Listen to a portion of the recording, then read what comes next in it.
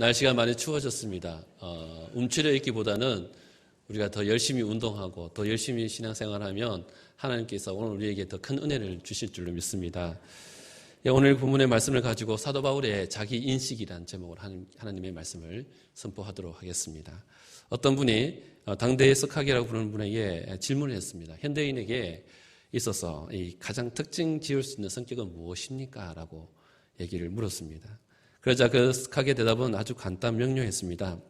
현대인은 우주에 대해서도 많이 알고 있고 이 세상에 돌아가는 일들에 대해서도 전부 다 알고 있습니다. 그러나 정작 자기 자신에 대해서는 잘 모릅니다. 심지어 앞으로 더 자신에 대해서 점점 더 무식해져 갈 것이다 라고 경고의 말을 했다고 합니다. 이러한 상황을 반증하는 한 예로서 예나 지금이나 할 것 없이 스스로의 존재에 대해서 인식할 때 자기가 가진 소유의 정도 얼마나 가지느냐 그것으로 자신의 존재를 나타내기도 하고 그것이 결정지어진다라고 생각하는 것입니다. 옛날에는 집에 쌀이 몇 가마니가 있느냐에 따라서 그 사람을 천석군이냐 아니면 만석군이니 그 사람의 신분을 대신하였습니다. 그리고 서양에서도 백만장자니 억만장자니 하면서 그 사람이 가진 소유와 부의 정도로 세계 몇 위 부자라고 세워주시면서 존경하는 그런 우려로 보는 그런 모습을 가집니다. 혹시 여러분 세계에서 이 세상에서 가장 부자 1위는 누군지 아십니까? 그는 다름이 아닌 마이크로소프트 회사의 빌 게이츠 사장입니다. 그가 가진 돈은 무려 우리 한국 돈으로 94조에 해당합니다. 별로 놀라지는 않는데 작년 우리나라 2015년 국가 예산이 얼마냐 이렇게 제가 알아보니까 382조 7천억 원이라고 하더라고요. 그러니까 그가 개인이 가진 돈이 94조 이상이면 얼마나 많은 돈을 밤새도록 헤아리다가 어느 개업집에 가니까 밤새도록 돈 세다가 죽어서 세라는 그런 문구가 있던데 밤새도록 돈을 세도 이렇게 모자릴 그런 어마어마한 그런 돈입니다. 이렇게 사람을 소유의 차원에서 나와 너라는 우리를 그렇게 생각하고 있는 것입니다. 그런데 이것이 2016년에 현 시대를 살아가고 있는 지금도 변함없이 마찬가지 오늘 우리의 모습입니다. 어느 브랜드의 아파트에 사느냐, 어느 학교 출신이냐, 또 어떤 좋은 직업을 가지느냐 등의 그 소유로서 사람을 평가하는 것입니다. 가시적인 물질을 통해 나를 정의하는 것이죠. 심지어 나만 정의하겠습니까? 그 소유를 가지고 남도 정의합니다. 하지만 여러분 오늘 우리 기독교의 신앙은 이러한 세상적인 가치의 기준과는 달라야 합니다. 또한 다릅니다.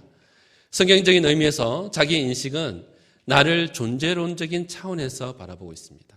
성경은 한 사람 예수를 모델로 하여서 그것을 명확하게 오늘 우리에게 그 존재가 어떠한 것인가에 대해서 보여줍니다. 하나님을 아버지라 부를 수 있는 존재로 오늘 우리가 세워진 사람들은 하나님을 대상으로 놓고 나를 보게 됩니다. 하나님을 보고 나에 대한 그런 인식을 하게 됩니다. 그래서 나를 하나님의 백성이고 자녀로 인식하게 그렇게 되어 있는 것입니다. 성경은 이러한 존재론적인 자기 인식을 끊임없이 말해주고 있는 것입니다. 지금 우리 눈에는 당장 보이지는 않지만 하나님이라고 하는 근본적인 존재를 대상으로 놓고 오늘 우리의 모습들을 바라보아야 하는 것입니다. 그리스도인들은 이러한 시각의 변화를 경험한 사람, 그 공동체, 바로 오늘 우리 교회의 모습인 줄로 믿습니다. 그런데 오늘 본문을 보면 이러한 성경적인 자기 인식의 변화를 경험한 한 사람을 오늘 우리에게 소개하고 있는데 그가 다름 아닌 사도 바울입니다. 바울은 예수 그리스도를 믿는 자들을 핍박하던 자로서 예수님을 만난 이후 자기에 대한 올바른 인식의 변화, 존재에 대한 가치의 변화들을 경험한 사람입니다. 이 시간 사도 바울은 자신을 어떻게 인식했는가를 살펴보면서 오늘 우리 성도로서 진정한 나의 모습을 발견하고 또한 점검해 볼 수 있는 은혜의 시간 되기를 간절히 소원합니다. 첫 번째, 사도 바울의 자기 인식은 자신의 모습이 오로지 하나님의 은혜로 된 것임을 그는 알았습니다.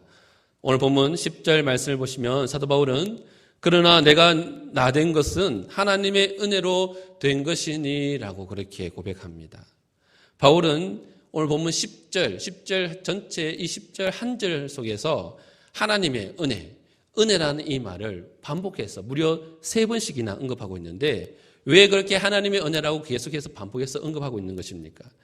이것은 자신이 생각하기에 자신을 바라볼 때 정말 그런 불가능한 일이 하나님의 은혜로 말미암아 이루어졌다고 하는 그 놀라운 은혜에 대한 감격의 고백을 바로 이 한 절 속에 담고 있는 것입니다.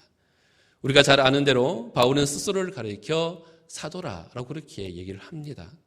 사도는 무엇입니까? 사도행전 1장 12절에서 26절, 사도행전 초반부에 보면 예수님을 배반하고 떠난 가룟 유다를 대신하여서 사도의 직을 감당할 사람을 뽑았을 때 이 사도가 될 수 있는 자격, 그 기준에 대해서 말씀을 하고 있습니다.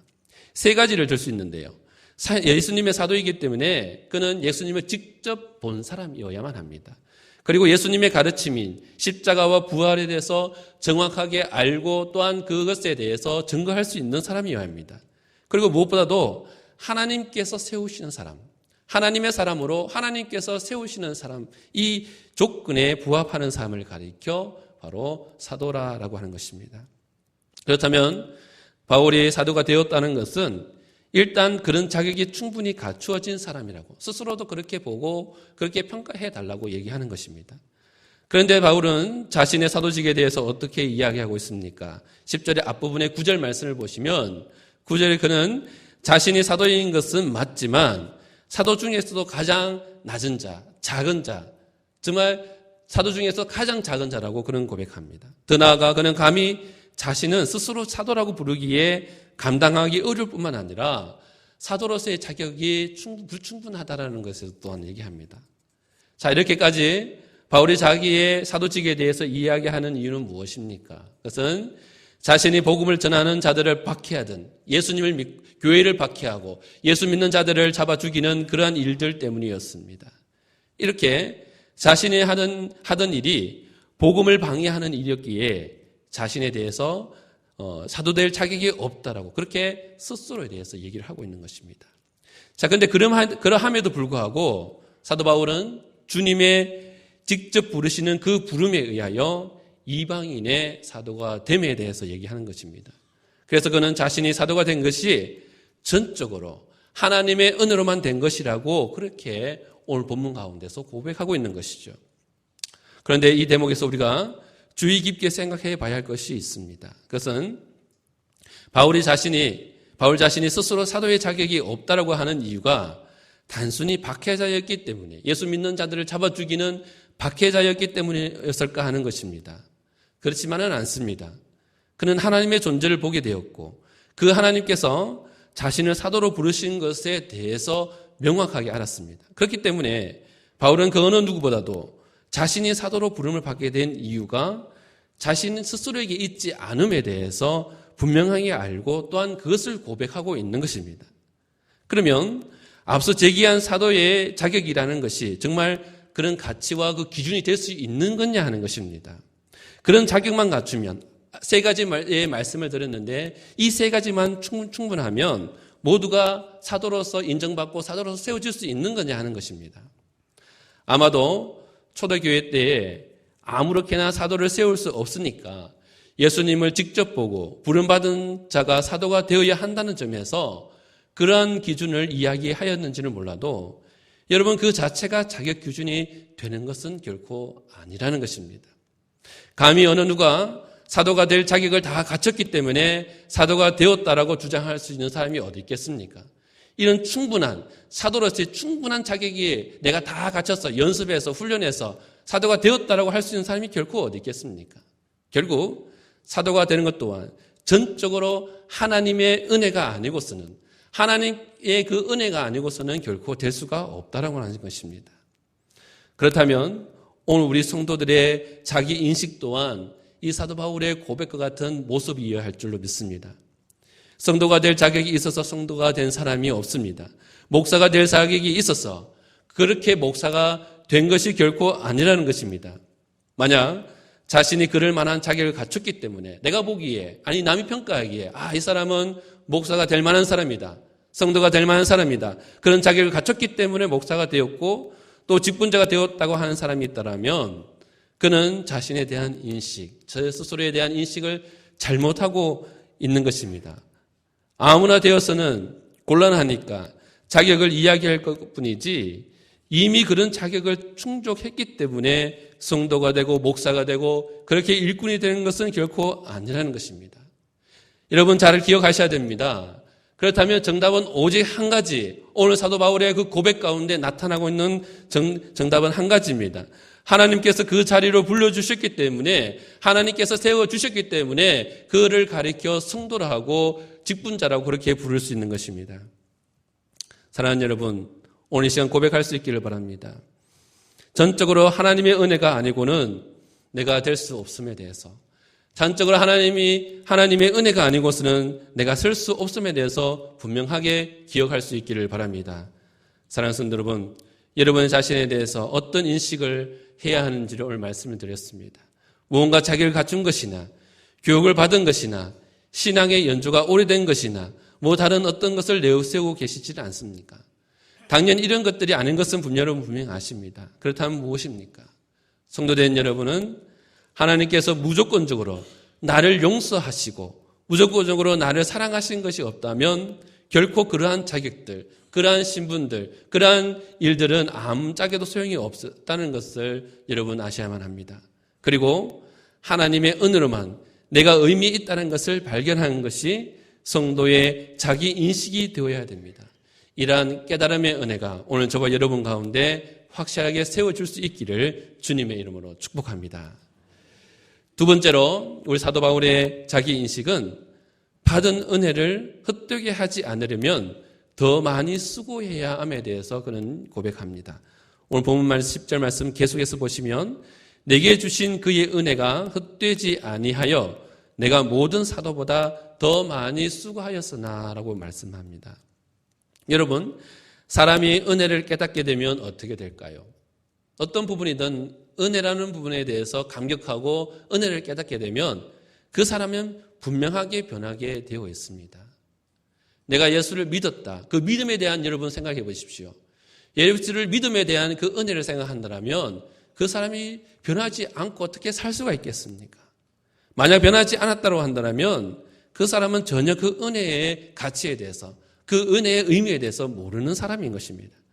그래서 누군가에게 사랑을 듬뿍 받은 사람이 실망스럽게 일을 하고 그렇지는 일을 할 때에 우리는 그를 가리켜 은혜도 모르는 짐승 같은 놈이라고 그렇게 평가하는 것입니다. 사람이 은혜를 모르면 어떻게 되겠습니까? 은혜의 진정한 의미를 깨닫지 못하는 사람은 결국 실수를 하게 되고 여러분 짐승 같은 그런 행동, 나쁜 짓을 일삼을 수밖에 없는 모습으로 타락하게 되는 것입니다. 오늘 주의를 보십시오. 은혜의 가치를 모르니까 얼마나 이 패약한 일들을 스스럼없이 그렇게 행합니까? 아버지가 아들을 때려 죽입니다. 아들이 아버지를 때려 죽입니다. 오늘 이 주변에 일어나는 일들이 여러분 은혜에 대한 이 가치에 대해서 무의미하게 되어졌기 때문에 일어나는 일들이지 않겠습니까?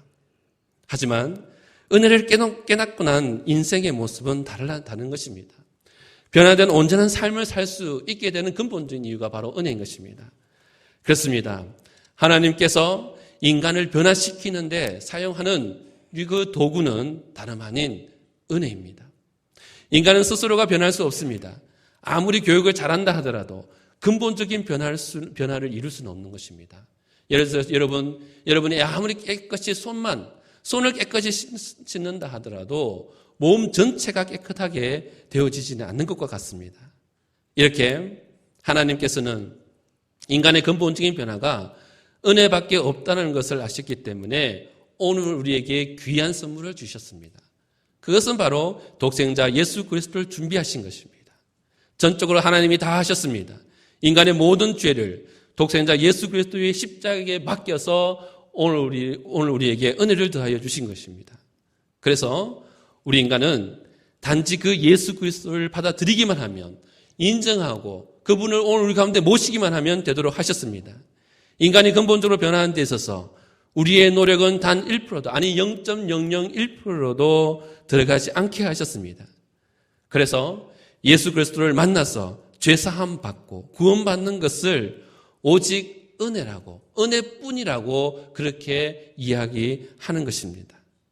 그러면 성도가 자신에 대하여 은혜밖에 없다라고 고백하면 어떤 모습으로 변화하겠습니까? 오늘 여러분은 어떠한 모습입니까? 일단 이런 고백을 하는 사람은 믿음이 있는 사람입니다. 그리고 예수님을 만난 사람입니다. 예수님을 만나지 않고서는 이런 고백을 할 수 없기 때문입니다. 정말 자신에게 이루어진 일이 놀랍게도 자신에게는 티끌만한 이유도 없고 오직 하나님의 선택과 예수 그리스도의 십자가에게만 있다라고 고백하는 사람, 그 사람은 오직 은혜밖에 없다라고 고백하는 사람인 것입니다. 따라서 이런 고백을 하게 되면 다른 사람보다 더 철저하게 헌신할 수밖에 없는 것이죠. 오늘 우리가 헌신하는 이유가 무엇입니까? 은혜를 알았기 때문에, 은혜를 깨닫기 때문에 헌신하게 되는 것입니다. 은혜에 보답하는 길은 그 은혜를 주신 이에게 충성하는 길밖에 없다라고 인식하게 되는 것입니다. 이것에 대해서 사도 바울은 오늘 본문 가운데 이렇게 얘기합니다. 내게 주신 그의 은혜가 헛되지 아니하여 내가 모든 사도보다 더 많이, 다른 사도들보다 더 열심히 수고하고 수고했음에 대해서 얘기하고 있는 것입니다. 바울은 자신이 구원받은 일과 또 사도된 일이 하나님의 은혜, 곧 예수 그리스도의 십자가만으로 이루어졌음을 뼛속 깊이 새기고 또한 그 은혜를 따라서 살아간 사람입니다. 그래서 그는 일을 해도 대충 할 수가 없었습니다. 다른 사도들보다도 더 많이 수고하지 않을 수 없었던 것입니다. 그랬더니 그 결과 어떤 일들이 이루어졌습니까? 그가 다니는 곳마다, 그가 걸어가는 그 곳곳에 교회가 세워지고 성경의 여러 서신들이 오늘 우리 가운데 성경으로 우리에게 전해졌던 결과로 나타나지 않았습니까? 은혜를 알았기에 그에게는 이 은혜에 대한 절실함이 있었습니다. 이런 절실함이 더 많은 수고를 낳게 하고 만들었던 것입니다. 사랑하는 여러분, 성도된 여러분의 자기 인식 가운데 이러한 절실함이 여러분 심령 가운데 묻어나기를 소원합니다. 여러분이 하나님의 십자가의 은혜를 알았다면 그 은혜가 너무 감사하여 매일매일 삶 가운데 절실함이 스며들어야 하는 것입니다.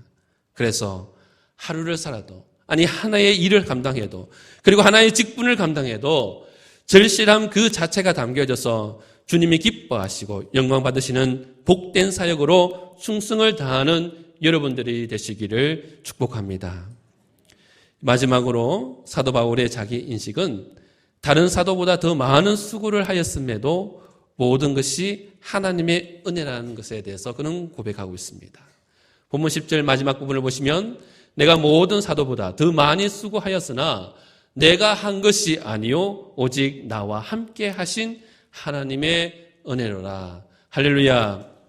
여러분 성도가 이 자기를 인식할 때, 여러분 스스로가 성도로서의 나에 대해서 여러분 깨달아갈 때 가장 중요한 부분이 바로 이것입니다. 교회에서 실컷 좋은 일들 많이 하고 귀한 사역들을 잘 감당하고서는 한순간 실수로 교만해지는 경우가 있습니다. 여러분 생각할 때, 성도로서의 그런 하나님의 자녀로서 여러분 교회 일을 감당할 때 이 교만함이 오늘 여러분을 넘어지게 하는 그런 아주 위험한 요소입니다.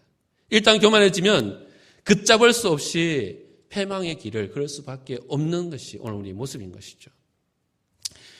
영남신학대학교의 이 조직신학 교수인 최태영 교수님은 한 이단 사이비 대책 세미나에서 교회 안에 있는 이단이 교회 밖에 잘 알려진 이단보다 훨씬 더 위험하다라는 그런 내용들을 가지고 이 글을 소개한 바가 있습니다.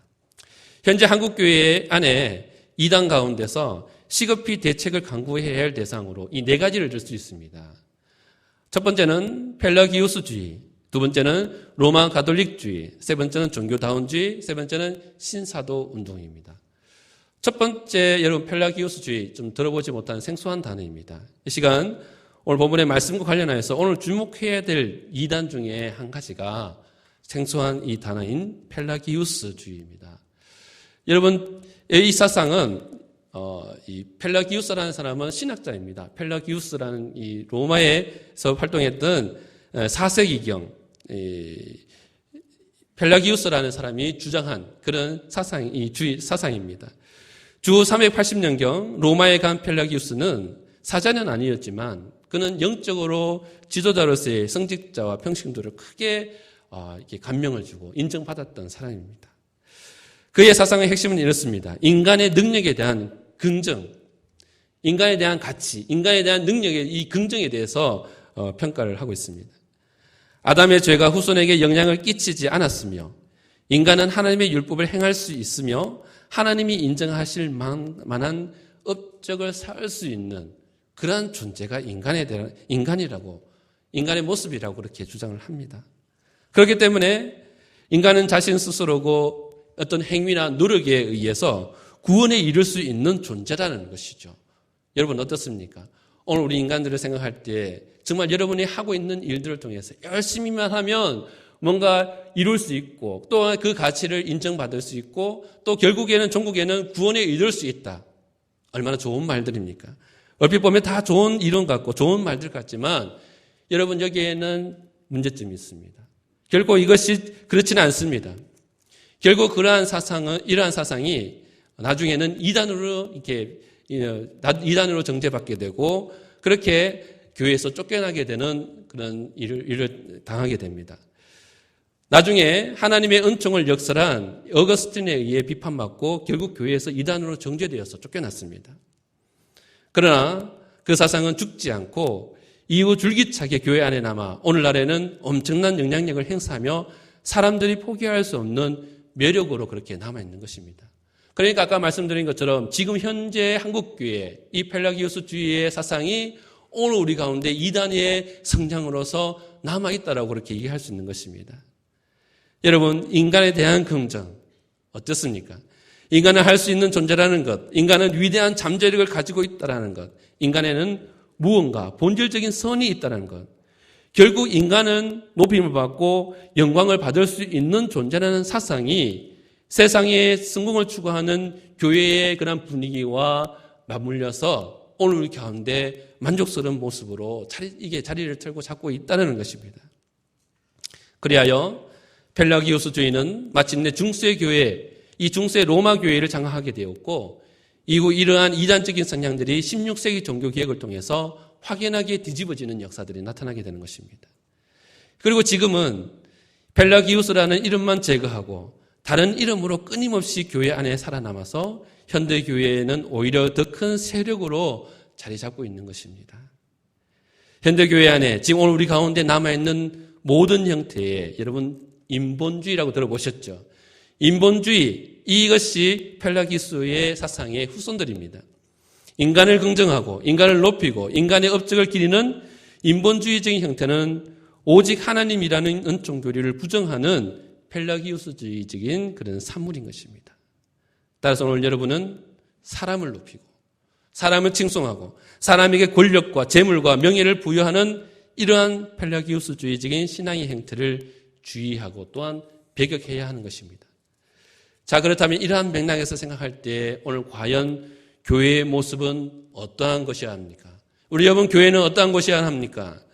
교회는 인간이 세워지고 인간이 높임을 받는 것이 결코 아니라는 것을 알 수 있습니다. 그렇기 때문에 교회는 하나님께만 영광을 돌리고 주 예수 그리스도만을 주인으로 모시는 하나님의 백성이요 그리스도의 몸인 줄로 믿습니다. 인간을 높이려는 집요한 형태는 하나님처럼 되려고 하는 선악과 곧 원죄의 그런 모습으로 오늘 우리를 넘어뜨릴 것입니다. 마치 인간에게 무슨 선한 것이 있는 것처럼 서로 사람을 높이고 사람의 업적이나 행위를 칭송하는 이러한 죄를 용인하고 따르는 것이 오늘 우리 성도들 간에 우리 교회 안에 있다고 한다면 그것은 교회 안에 있는 이단이라고 그렇게 우리는 바라봐야 하는 것입니다. 우리나라의 대부분 이단들은 여러분 처음부터 이단인 경우가 거의 없습니다. 처음에는 소위 은혜를 많이 받았다고 하는 사람들입니다. 은혜를 받고 기도를 많이 하고 많은 은혜를 그렇게 누리던 사람들이었습니다. 그런데 어느 순간 교만에 사로잡히면서부터 하나님이 아니라 자신이 했다고 자신을 드러내다가 결국 이단의 교주로 그렇게 세워지게 된 것입니다.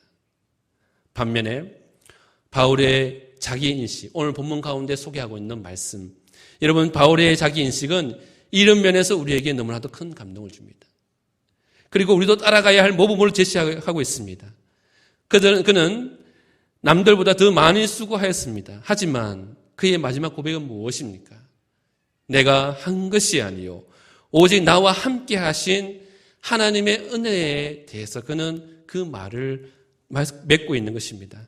성도 여러분, 오늘 우리 신앙 가운데서도 사도 바울의 진정한 고백이 여러분 가운데 있기를 소망합니다.